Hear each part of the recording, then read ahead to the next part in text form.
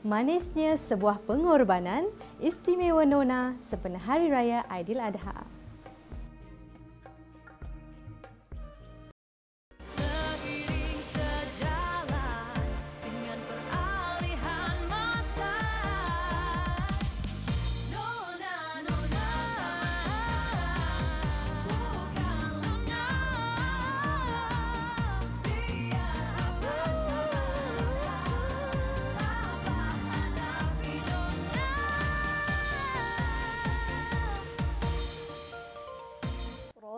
رقت عيناي شوقا ولطيبة ذرفت عشقا فأتيت إلى حبيبي فاهدأ يا قلب ورفقا صلي على محمد السلام عليك يا رسول.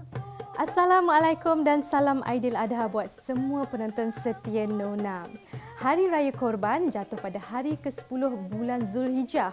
Tarikh 10 Zulhijjah ini merupakan tarikh penting dalam sejarah Islam di mana Nabi Adam dan isterinya Hawa dikeluarkan dari syurga lalu diturunkan ke bumi sebelum berjumpa di Padang Arafah.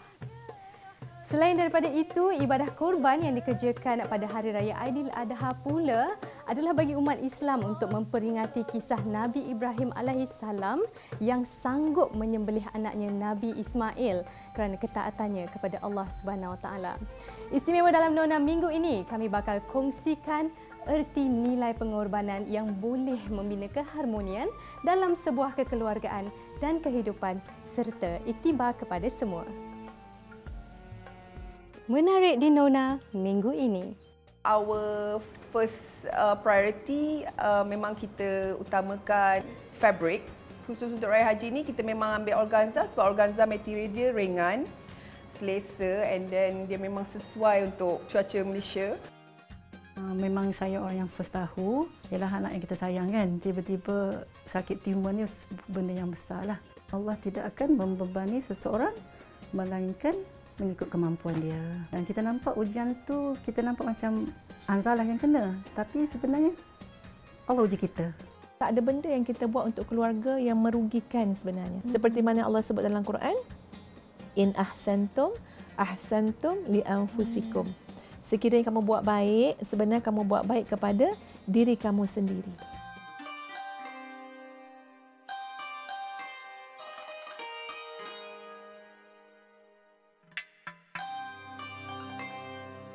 Siaran Nona minggu ini, Mira tidak keseorangan. Mira bakal ditemani figura hebat, seorang ilmuwan agama yang sangat Mira hormati. Ini dia Mira perkenalkan Ustazah Datuk Dr. Nur Hafizah Musa. Assalamualaikum Ustazah. Waalaikumsalam warahmatullahi wabarakatuh. Apa khabar Mira? Sihat, Alhamdulillah. Selamat Hari Raya Aidiladha. Sama-sama. Selamat Hari Raya Aidiladha. Semoga Allah terima semua amalan dan pengorbanan yang kita lakukan. Amin, insya-Allah, insya-Allah. Mira sihat ya? Sihat, alhamdulillah Ustazah. Terima kasih sangat kerana sudi bersama dengan Nona sempena sambutan Aidiladha. Ni kita teruskanlah nak tanya Ustazah ni kan. Kita sering kaitkan Hari Raya Aidiladha dengan ibadah haji dan juga ibadah korban. Mungkin Ustazah boleh kongsikan bersama dengan penonton pengertian dan juga pemahaman erti nilai pengorbanan itu sendiri. Betul Mira dan semua penonton Nona kan.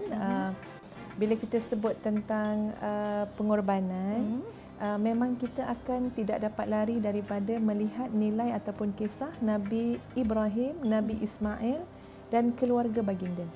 Maksud dia bila kita ni sebenarnya Mira dah dihidangkan dengan satu kisah yang sempurna.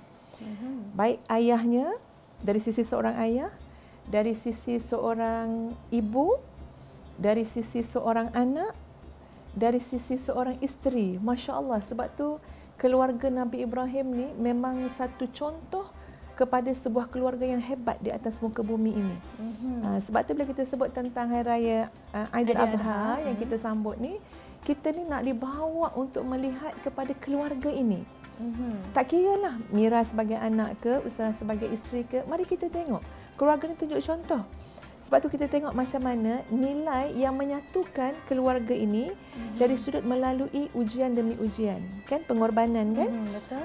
Nabi Ibrahim diperintahkan untuk sembelih anaknya Nabi Ismail alaihissalam, perkara yang memang tak terfikirlah kat otak kita kan Mira kan? Betul. Ini semua macam kita fikir macam ni cerita ni Betul ke betul tidak, ke tak kan? terfikir. Tapi pasti cerita ni benar. Cerita ni daripada Quran, daripada Nabi SAW. Jadi maknanya apa? Kita pun akan mencari apakah rahsia-rahsia di sebalik pengorbanan mereka ini. Jadi kita bukan semata-mata Raya Aidil Adha ni makna kata hanya nak apa? Nak sembelih kambing, sembelih lembu kan, ataupun ibadah haji yang kita buat semata-mata, tapi kita nak pergi meneliti yang tersirat daripada yang tersurat, daripada sejarah ataupun kisah di sebalik pengorbanan. Jadi apa yang boleh saya katakan sebagai kesimpulan Mira kan, sebenarnya tidak akan ada sebuah pengorbanan seperti mana ditunjukkan oleh Nabi Ibrahim dan keluarga baginda alaihissalam, kecuali di sana pasti ada nilai sebuah keyakinan yang tinggi. Tak ada orang boleh berkorban tanpa apa yang dia yakin dalam jiwa dia. Betul kan Mira? Memang kisah ini dapat memberi iktibar dalam kehidupan kita. Baiklah Ustazah, sebelum kita teruskan perbincangan, Mira nak kongsikan kepada penonton antara rekaan abaya yang sesuai digayakan sempena sambutan Aidil Adha. Saksikan koleksi menawan dari Abaya Lubna.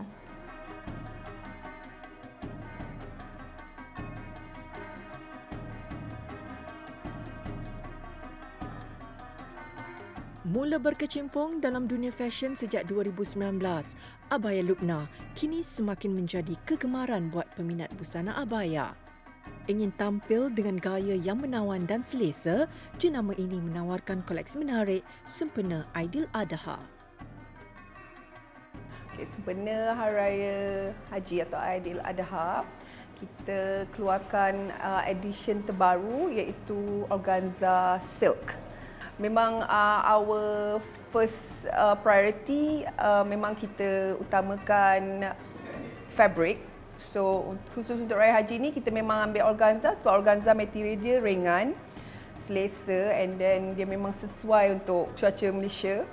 And also you look glam. Macam material dia ada unsur silk, so you nampak glam and then comfortable. Inspirasinya actually I like to travel. So bila I travel, I nampak cara macam mana orang tu bawakan abaya, so I get the idea. What I do, I just convert to what we basically Malaysian likes. I nampak macam dia punya trending, orang suka pakai lace with bunga.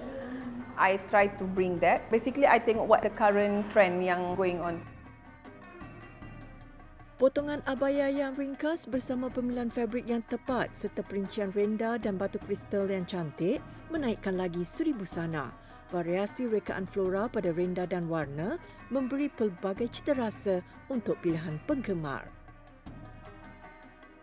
The first collection sempena Raya Haji ni, it is organza with jahitan tangan dan juga kita add on elemen batu. So this is be one of our exclusive collection lah. Collection number 2 with batu, tapi batu dengan renda. Dia ada lace kat tangan dan juga lace kat bawah which is hem. Kita tambahkan lagi jahitan untuk tengah dia supaya nampak lagi slim. Yang nombor 3 kita bawa collection embroidery. So embroidery selalunya kita tak masukkan batu, tapi khusus for Raya Haji ni kita tambahkan batu. So dia nampak lagi more enhanced. Next collection, rendah dia ke atas dan bawah, and rendah dia lagi minimal lace, tak terlalu panjang. Ada antara customer kita tak suka pakai inner, so kita bawa another collection for them. Collection seterusnya, collection warna hitam, sebab walaupun kita bawa macam-macam colour, tapi ramai juga peminat abaya warna hitam. So khusus untuk Raya Haji sekarang ni kita ambil warna hitam, tapi kita bawa lace with 3D element punya bunga. They have some sort of stone work kat dalam bunga tu, so dia nampak lagi glam. Last but not least, ada center lace. Also lace, tapi instead of kat bawah, kita letak dia in center. And also ada bunga with stone. Rekaan busana yang dihasilkan bukan sahaja patut syariah, malah dalam masa yang sama masih mengekalkan gaya elegan si pemakai.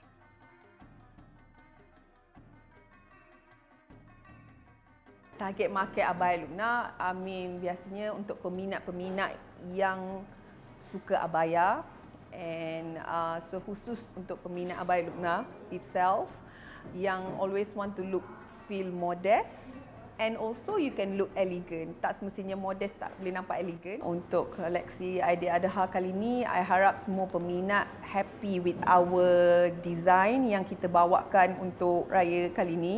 I hope they like sebab selalunya kita try bawa different design with different colours. Menggayakan abaya memberi keselesaan dan penampilan yang sederhana, bukan saja sesuai dipakai ketika sambutan perayaan, malah dalam apa jua acara kerakyaan.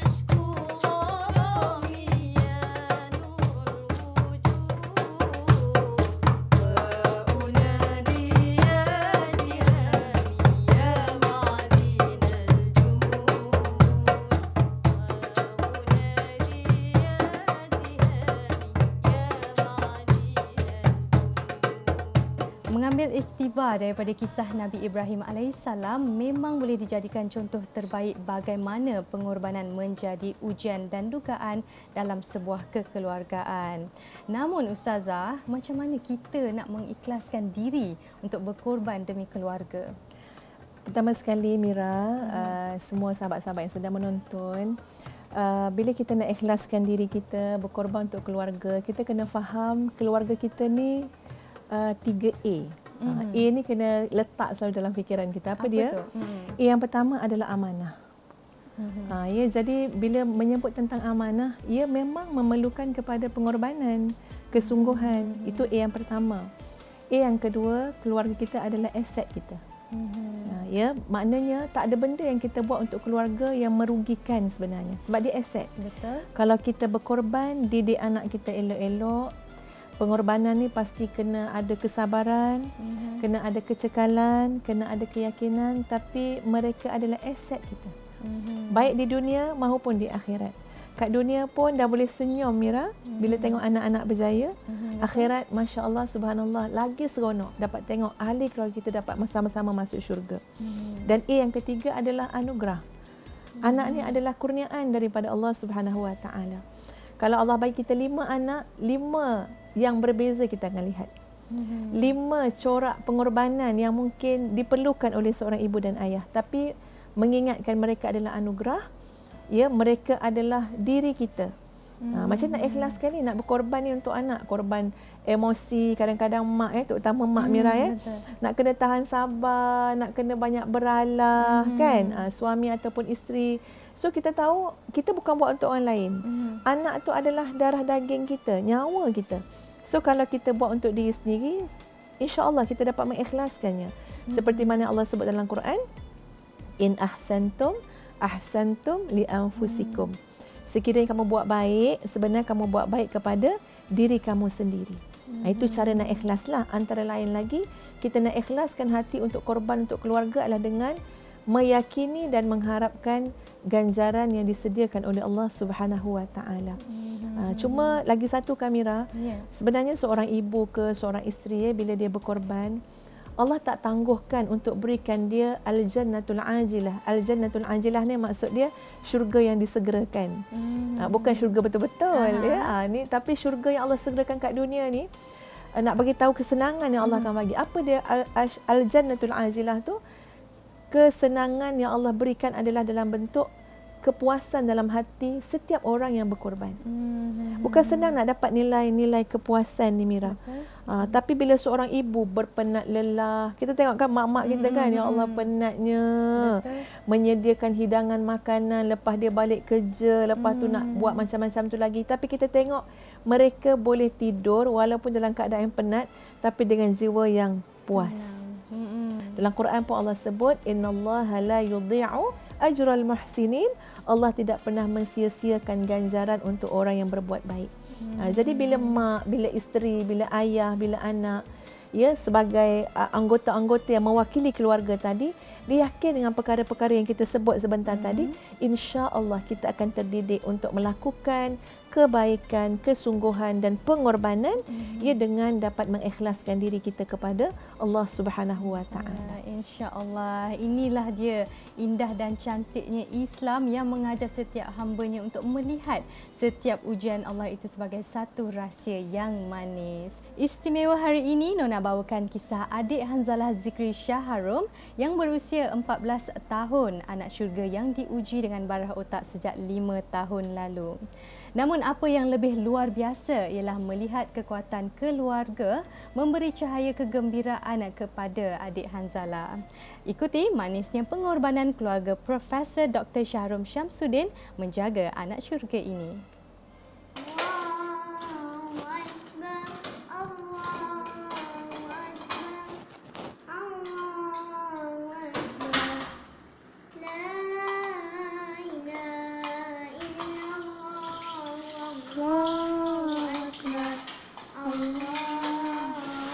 Alunan takbir raya ini dialunkan ketika adik Hanzalah berusia 8 tahun, tenang dan penuh semangat. Namun itu kenangan 5 tahun lalu. Kini Hanzalah Zikri tidak seperti dahulu lagi. Dia yang berusia 14 tahun telah didiagnos menghidap craniopharyngioma, iaitu ketumbuhan otak yang agresif pada usia 9 tahun. Ini kisah perjuangan dan pengorbanan ahli keluarga Hanzalah dalam menempuh ujian hebat dari Ilahi. Memang saya orang yang first tahu di ward tu lah. Bila doktor on call minta buat CT scan sebab dia bagi ubat tahan sakit kepala, dia muntah. Lepas tu bila dia tak beritahu terus doktor tu, esoknya baru dia beritahu result tu. Sebenarnya saya terdiam sebab macam nak mempercayai lah yang Hanzalah ni yang kita, ialah anak yang kita sayang kan, tiba-tiba sakit tumor ni benda yang besar lah. Mendengar perkabaran memilukan sewaktu sedang bertugas sebagai bapa, Syahrum Syamsuddin tersentak dan seakan dalam penafian. Masa tu saya terkejut lah. Saya dekat Monash masa tu, dekat Universiti Monash Malaysia. Masa tu juga saya bergegas daripada Monash terus ke Kota Baru, sampai dan balik ke hospital, tengok MRI punya result dengan kawan-kawan, dengan pakar dan sebagainya, memang sahih lah. Kuatnya rasa kasih seorang abang terbukti apabila Muaz Hakim cuba memahami penyakit yang dihidapi adik tersayang sejurus mendapat tahu keadaan kesihatannya. Dia berusaha mencari dan mendapatkan maklumat terperinci mengenainya. Masa saya mula-mula dengar Hanzalah ada tumor, dia macam ada sikit kelegaan lah sebab dia nasib baik bukan kanser. Tapi bila ayah bagi tahu nama penyakit tu, craniopharyngioma, saya Google lah. Bila saya Google tu, perasaan lega tu dia jadi rasa resah. Sebab craniopharyngioma ni merupakan sejenis ketumbuhan yang located ataupun terletak di bahagian kranial, bahagian otak. Hanzalah Zikri sememangnya seorang anak dan sahabat yang sentiasa memberi kegembiraan dan membawa kemanisan kepada kehidupan orang di sekelilingnya. Diingati sebagai seorang yang peramah, ceria dan kuat, sikap positif adik Hanzalah menjadi inspirasi semua. Anak yang gembira dan suka menggembirakan orang lain. Bila rasa masa telah terima sakit tumor tu, rasa sangat beratlah hati sebab pergi sekolah sekali, sarapan pun sekali. Bila pergi sekolah sendiri tu rasa macam sedih lah teringat nak pergi sekali dengan Hanzalah. Sebelum dia sakit tu dia memang orang ceria lah, dianya orang cergah. Selalu pergi balik macam kat main-main tu. Nenek ingat masa dia pergi rumah nenek kan dia sukalah nak makan tu, nak makan ni, sukalah, tak boleh lupalah. Dugaan demi dugaan, namun keluarga istimewa ini tetap teguh dan tabah dalam menghadapi setiap ujian kehidupan. Walaupun terpaksa berjauhan, ahli keluarga tidak pernah putus bertanyakan khabar dan berkongsi keadaan terkini Hanzalah. Waktu mengajar dia kelas hafazan lah, waktu tu setiap hari Jumaat memang akan pergi kelas hafazan tu, dan Hanzalah lah paling semangat. Kalau tak pergi tu tak boleh.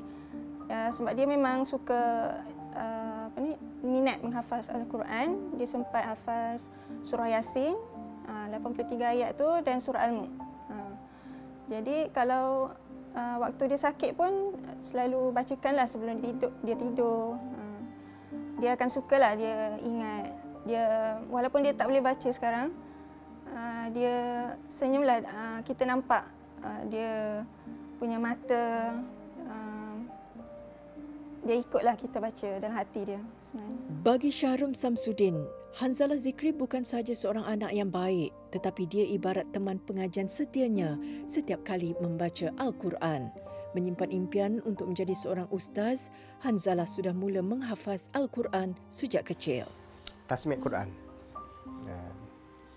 Hanzalah ni dia suka hafaz.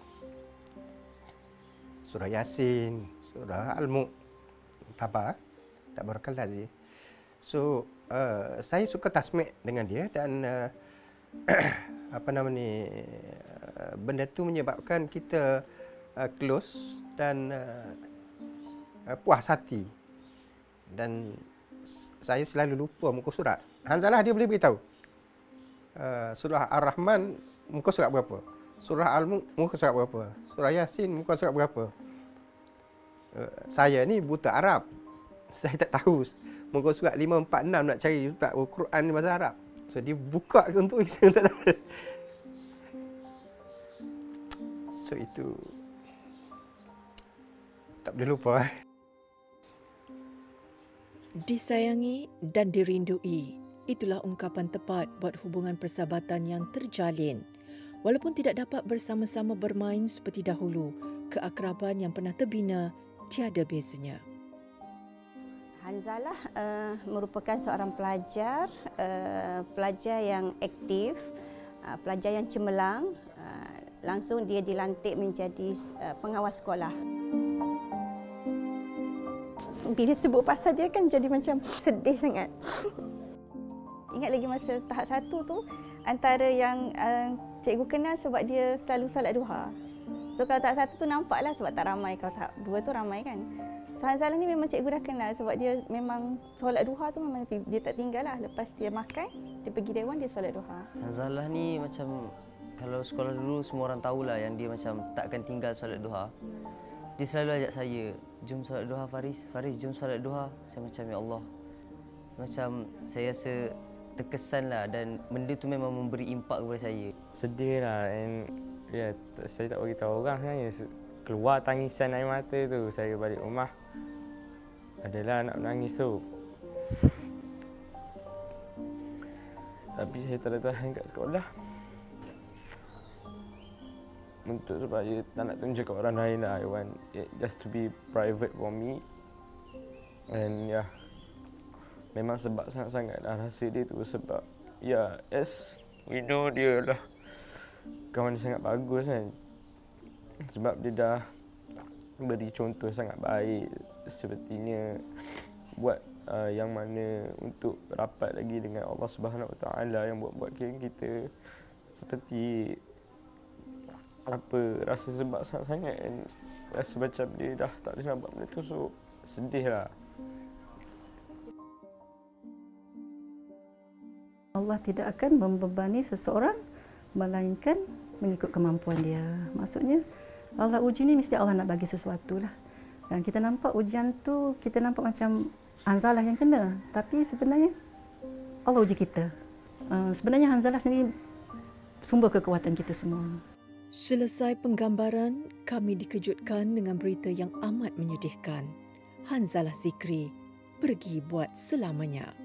Rakaman ini berlaku 5 hari sebelum pemergian anak syurga ini. Namun kuasa ilahi, tiada siapa yang mampu menentangnya. Kemarin engkau masih ada di sini, bersamaku menikmati rasa ini, berharap semua takkan pernah. Semoga adik Hanzalah ditempatkan bersama para solehin. Damailah kau di sana. Al-Fatihah.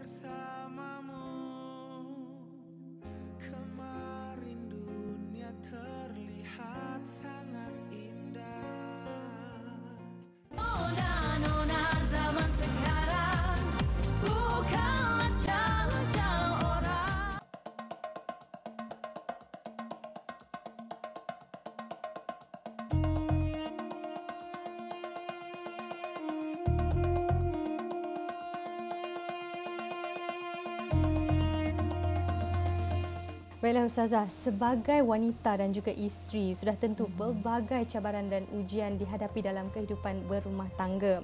Ada masa dan ketikanya isteri terpaksa mempertahankan perkahwinan demi anak-anak walaupun hati dah terluka. Namun ada juga yang memilih jalan untuk tidak lagi hidup bersama pasangan. Macam mana Ustazah kita nak menerima hakikat dengan redha dan bersikap positif serta ikhlas menerima pengorbanan ini? Bila kita sebut tentang pengorbanan seorang ibu menghadapi cabaran-cabaran ataupun seorang isteri tadi, maknanya bila kita kata pengorbanan untuk membuat keputusan, dia perlu kepada kebijaksanaan. Sebab itu bila kita memang nak cakap pasal ikhlas, pasal redha, tapi yang akan menyokong semua tu adalah beberapa perkara yang akan Ustazah sebut ni. 5 perkara sangat penting. Pertama apa dia? Ilmu yang kena ada pada seorang wanita itu. Sebab kita tak akan buat satu-satu keputusan tanpa ilmu. Kita mesti dapat jangka dah apa boleh jadi kalau kita buat keputusan macam ni. So ilmu tu kena ada. Sebab 5 perkara ni kalau tak ada, dia tak bantu untuk kita dapat melaluinya dengan baik. Yang kedua apa dia? Yang kedua adalah guru. Mira, penting sangat bagi seorang wanita, guru dalam hidup kita sangat penting. Kita kena tanya diri kita, siapa guru kita? Kita boleh saja nak ambil mak kita sebagai guru kita, kakak kita sebagai guru kita, atau memang ada guru-guru tertentu yang kita belajar. Terlalu banyak skill yang diperlukan oleh seorang wanita. Okay, yang ketiga apa dia? Yang ketiga persekitaran. Macam mana budaya yang kita hidup, ya? Kita nak pilih yang macam mana? Nak pilih yang nangis je ataupun nak pilih yang happy, enjoy kan? Itu persekitaran. Yang keempat siapa dia? Kawan kita. Sahabat kita. Ini sangat penting. Dan yang kelima adalah kemahiran. Sebab seorang wanita sama ada dia menghadapi cabaran nak meneruskan perkahwinan yang mungkin mendatangkan masalah bagi dia ataupun nak membubarkan perkahwinan tersebut dengan jalan yang dibenarkan oleh syarak, dia memerlukan kepada kemahiran dalam hidup. Nak menguruskan tekanan, nak mendidik anak-anak secara sendirian contohnya, nak control damage, kerosakan yang dah berlaku daripada macam-macam peristiwa dalam kehidupan. Semua ni kena ada kemahiran. Pengurusan tekanan ya macam saya sebut tadi. Jadi bila ada sokongan daripada 5 perkara tadi, kita dapat lalui dengan baik dan sebenarnya semua tu membantu kita untuk apa? Redha. Kalau kita kucak-kacir, habis semua, redha payah nak datang. Betul kan? Anak-anak pun tak terurus. Payah sudah mental mak ini nanti. Betul. Ya, macam-macam. Jadi ini perkara-perkara yang insya-Allah boleh membantu para wanita di luar sana. Kita kena mental kita kena lebih kuat daripada emosi kita. Ya, spiritual kita kena lebih kuat daripada mental dan emosi kita. Insya-Allah ya Allah akan bantu. Yang paling penting dalam perjalanan hidup ni adalah al-isti'anah billah, bantuan dan pertolongan daripada Allah Subhanahu wa taala. Betul Ustazah, hanya insan-insan hebat saja yang Allah akan uji dengan ujian yang hebat. Sesungguhnya Allah menguji seseorang itu mengikut kemampuannya. Baiklah, seterusnya Nona ingin bawakan kisah seorang isteri yang juga tidak kurang hebatnya, pernah menjadi seorang anak seni dan Allah telah membukakan hatinya untuk berhijrah kepada kehidupan yang lebih baik. Ikuti kisah Diana Amir yang berkorban meninggalkan dunia glamournya demi mencari keredaan ilahi.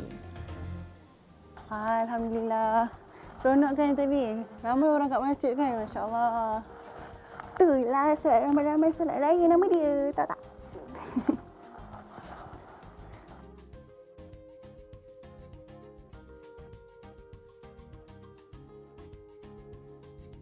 Siapa sangka, wanita yang suatu ketika dahulu dikenali dalam dunia selebriti ini sudah menutup bukunya sebagai anak seni. Setelah penghijrahannya, dia lebih tenang mencari cinta ilahi. Diana Amir berkongsi kisah kehidupannya kini. Sebenarnya Diana dah tak nak ingat dari yang dulu macam mana. Sebab Diana sebenarnya memang dah lupa dah. Bukanlah lupa tapi memang dah tak. Alhamdulillah lah memang dah individu yang dahulu itu memang kalau boleh tak nak ada lagi lah dalam diri Diana yang sekarang ni. Banyak yang jahil daripada yang perkara-perkara yang nak dekatkan diri dengan Allah kan. So alhamdulillah Diana syukur sangat sebab at least sekarang ni bila Diana buat salah, Diana tahu Diana buat salah dan Diana nak cepat-cepat bertaubat. Kalau dulu buat salah, tahu buat salah tapi macam buat tak tahu ataupun rasa macam lah hidup lama lagi ataupun rasa macam asalkan aku baik tak apa. So sekarang ni ada rasa bersalah dan takut untuk buat salah. Sebenarnya kalau kata titik tolak hijrah tu tak berhenti sampai kita mengakhiri hayat kita kan. So walaupun mungkin orang dulu nampak yang hijrah Diana yang dulu tu mungkin nampak sebab perubahan pemakaian Diana, tapi sebenarnya sampai sekarang Diana masih lagi banyak benda Diana masih struggle lagi untuk perbaiki dalam hidup Diana. Bagi Diana Amir, kehidupannya sewaktu mencuburi bidang seni banyak memberi pengajaran kepadanya. Doa dan sokongan daripada peminat yang tidak pernah putus membuatkan dia sangat terharu dan sentiasa bersyukur. So Diana syukur sangat sebab masa Diana dulu pun Diana tahu ramai yang doakan Diana. Sebab sebenarnya ada juga kawan-kawan Diana yang bertanya kepada Diana macam nak mencubakan diri dalam industri hiburan. Dan Diana lebih berkata kepada apa niat nak masuk kepada industri hiburan ni kan. So kembali kepada niat kita, kalau kita nak sebarkan dakwah supaya ramai orang yang lebih kenal kita lagi, okey alhamdulillah masuk dalam industri. Tapi kalau semata-mata sebab minat, tak semestinya semua benda yang kita suka itu yang terbaik untuk kita.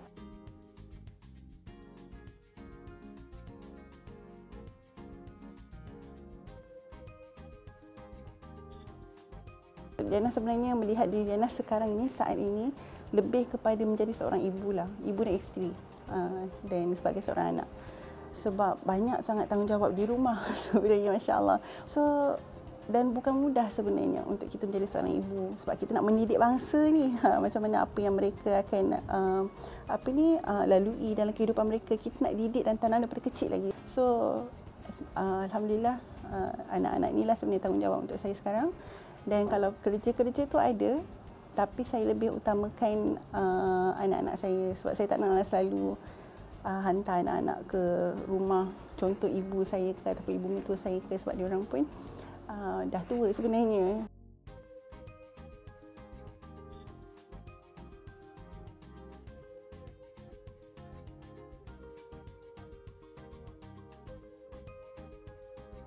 Okey, sebab saya dah berkeluarga kan. So contoh kalau macam hari raya hari tu Aidilfitri hari tu belah suami saya.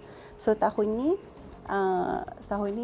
saya punya raya haji pula sambut di belah saya pula lah. So tahun ni saya sambut raya haji saya di rumah mak saya. Dan selalunya pagi-pagi tu of course kita makan dulu, lepas tu solat sunat raya, lepas tu kalau boleh dan memang saya tahun ni alhamdulillah korban berhampiran saja dengan rumah mak saya. So memang akan pergi tengok untuk korban lah.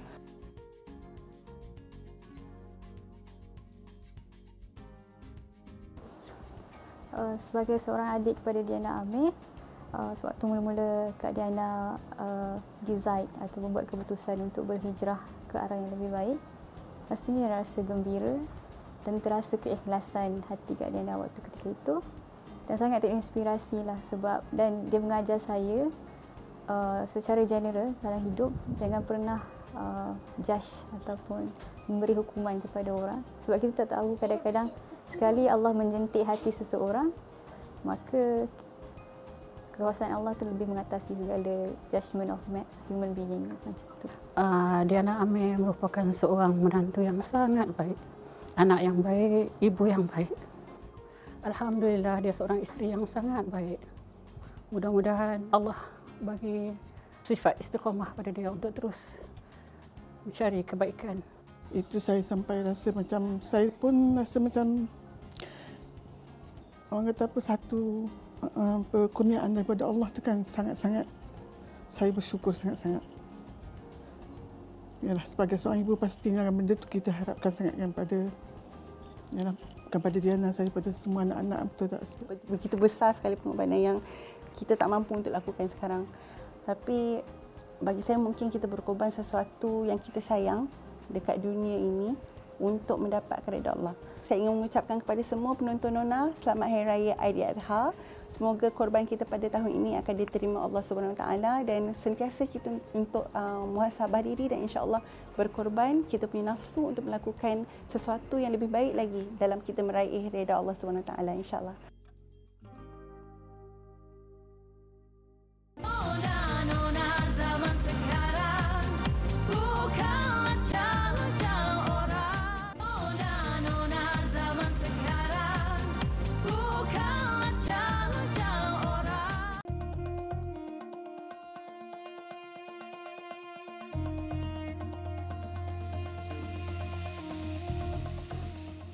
Bersiaran dari rumah berkembar setingkat milik perunding perkahwinan EEE Bridal iaitu Muhammad Azhairi Abdullah, mata tertarik melihat setiap ruang yang didekorasi indah dengan pemilihan rona emas sebagai fokus utama. Memiliki 4 ruang tamu dengan konsep paduan warna terang dan gelap menjadi garapan idea pemiliknya. Hiasan dekorasinya juga dilakukan sendiri demi kepuasan mengikut cita rasa yang diidamkan.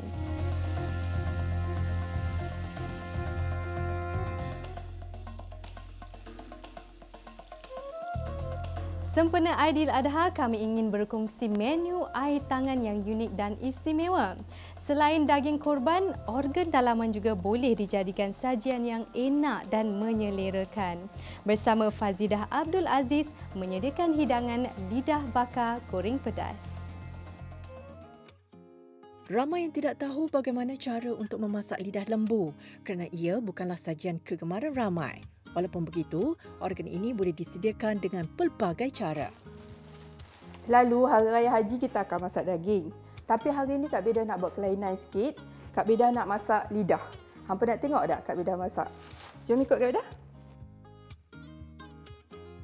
Lidah ni dia akan berbau. Tapi untuk hilangkan bau ni, Kak Beda cadangkan. Boleh basuh menggunakan limau nipis. Ataupun campur sekali dengan garam. Hampa boleh rebus dengan daun pandan juga. Nanti dia bau wangi sikit lah. Langkah pertama, cuci lidah lembu dengan air yang mengalir. Kemudian rendam lidah lembu yang telah dicuci ke dalam air campuran limau nipis. Ulang langkah membasuh dan membilas sehingga air rendaman menjadi bersih sekurang-kurangnya 3 kali.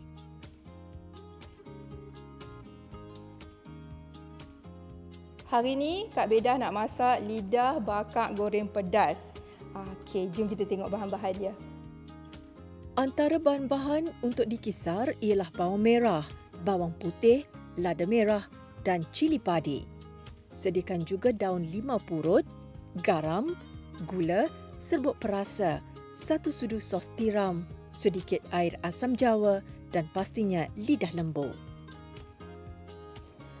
Tadi kita dah basuh lidah ni. Sekarang kita nak mulakan proses memasak. Langkah pertama untuk masak lidah ni, hampa kena bakar dulu lidah ni. Okey, Kak Beda tunjukkan cara nak bakar lidah ni. Lidah ni dekat belakang ni kena bagi dia hangit. Hampa kena kalih-kalihkan dia. Nanti make sure dia punya belakang dia akan jadi keras.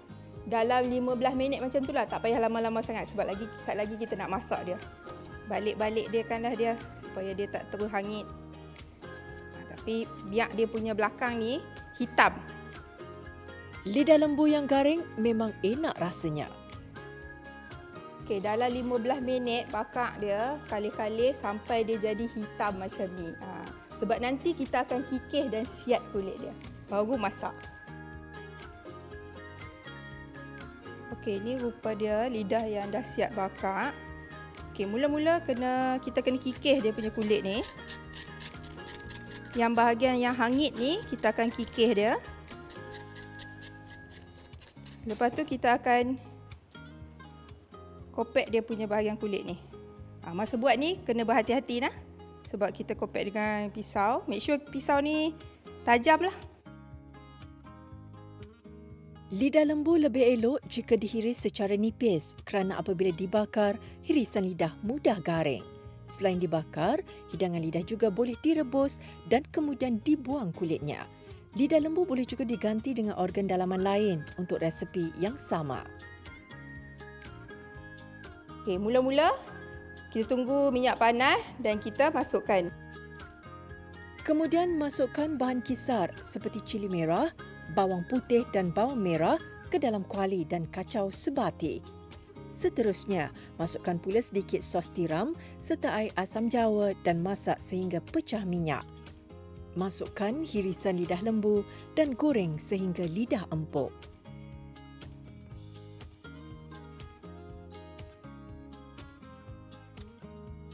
Okey, masak dalam 15 minit, bagi daging tu betul-betul empuk, baru masukkan bahan perasa. Dah agak-agak daging lidah kita ni dah empuk, kita akan masukkan bahan-bahan perasa kita, garam, gula dengan serbuk aji. Dan last sekali kita akan bubuh dia punya hiasan dia lah untuk bagi dia nampak lagi cantik. Untuk lebih lazat, bahan perasa boleh ditambah dalam masakan. Selain hirisan lada, sayuran lain juga boleh digunakan sebagai hiasan mengikut cita rasa masing-masing.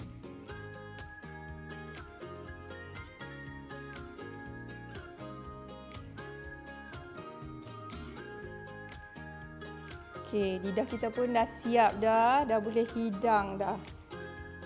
Cantiknya, sedapnya, bau pun tak sabar nak makan dah ni. Menjamu selera bersama seisi keluarga boleh mengeratkan ikatan kekeluargaan.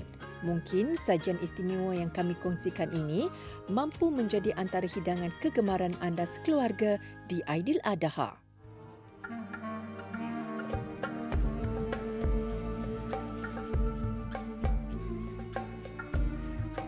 أحمد يا حبيبي حبيبي سلام عليك يا عون الطريق. Nona sudah pun tiba di penghujung siaran. Terima kasih diucapkan kepada semua tetamu istimewa Nona minggu ini. Ustazah Datuk Dr. Nur Hafizah Musa, Ustazah Asni, Ustazah Farha dan juga jutaan terima kasih diucapkan kepada pemilik kediaman Encik Azari Abdullah kerana sudi menerima kunjungan Nona pada minggu ini.